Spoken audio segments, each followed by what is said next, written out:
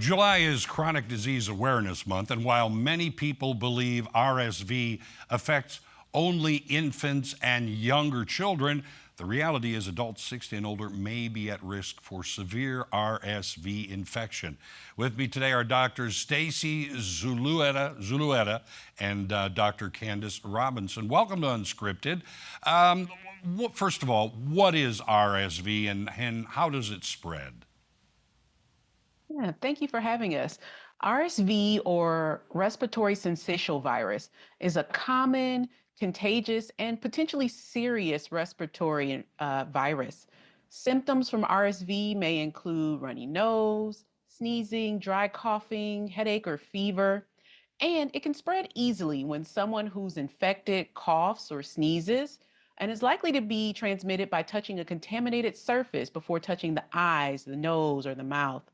And so, as Chronic Disease Awareness Month comes to a close, it's an especially great time to get informed about potential health risks, including how some chronic health conditions can put you at increased risk for severe RSV. All right. Why are people over 60 at an increased risk? Yes, because the immune system typically weakens with age, adults 60 and older are more likely to have complications from RSV.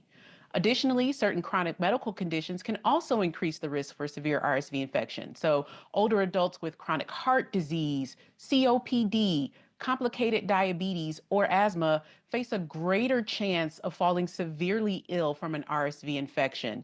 And so, if you are between 50 and 74 and at our increased risk for severe disease due to risk factors like the ones I mentioned, or if you're 75 or older, it's important to know your risk for RSV and to speak with a doctor, your healthcare provider, or pharmacist about RSV and about vaccination. Right. What are some of the common misconceptions? Listening to you, it's like the symptoms that say, oh, it sounds like I've got a bad cold. That's obviously a misconception. What are some of the common misconceptions about RSV?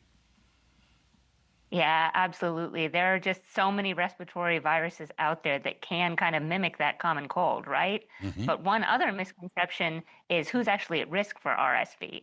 So typically, if people have heard of RSV before, they've heard about it in connection with kids and young children, right?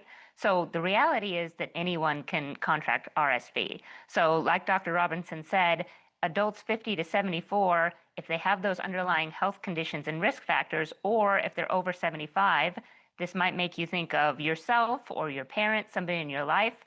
Get them in to talk to their doctor or their pharmacist about their individual risk and about potentially protecting themselves with an RSV vaccination. Yeah, you mentioned, of course, your healthcare provider, your pharmacist. That's also another wall that you need to get to. Why should people go to the pharmacist as far as their personal risk for RSV? Yeah, absolutely. So our pharmacists are really your trusted community health partner. They're there to speak with you about ways to protect yourself. So any of those risk factors they can discuss, they can help connect you into healthcare if you need it. And we do provide RSV vaccinations in the pharmacy. And they're usually easier to get to as well. All right, it's fine to tell me to go and talk to them. What questions should be asked, though?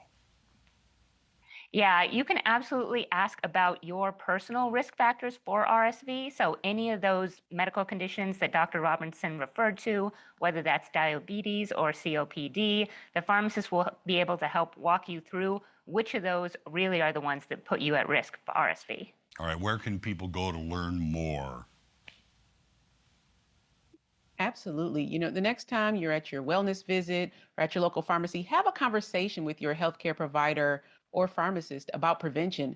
And additionally, you can visit easyvax.com, that's EASYVAX.com, to learn more about all vaccines available near you.